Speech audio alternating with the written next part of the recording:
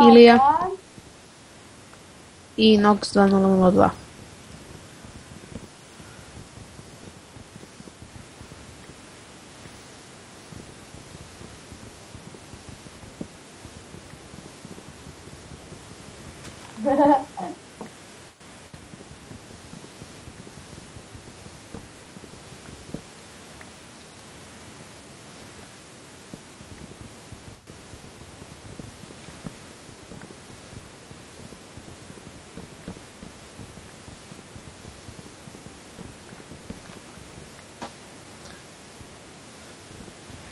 I ljudi, ovaj server smo napravili prvenstveno da bi vam pokazali kako se preživljava.